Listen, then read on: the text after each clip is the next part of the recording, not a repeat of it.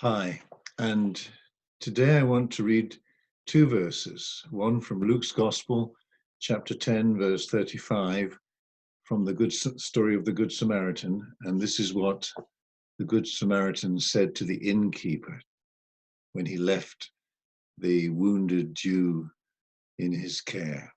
Take care of him, and whatever more you spend, when I come again, I will repay you.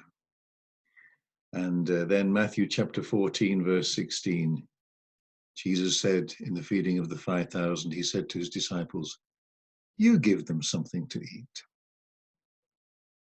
Well, the first words that I read are the words of the Good Samaritan to the innkeeper.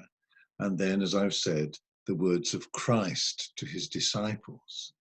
Christ himself has established an inn where hurting souls can be cared for.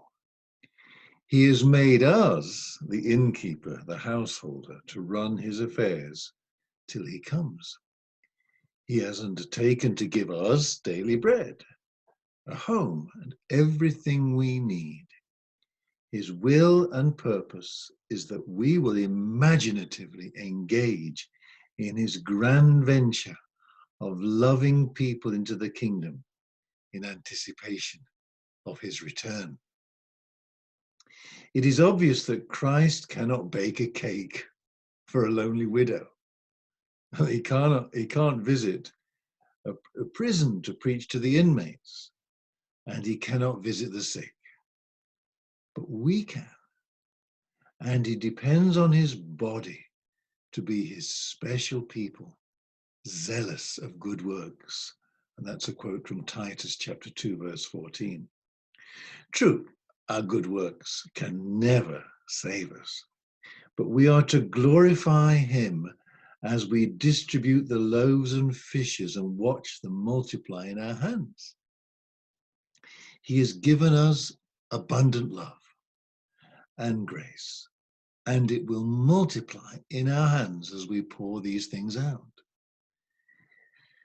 Sell what you have and give alms. That's Luke 12, verse 33.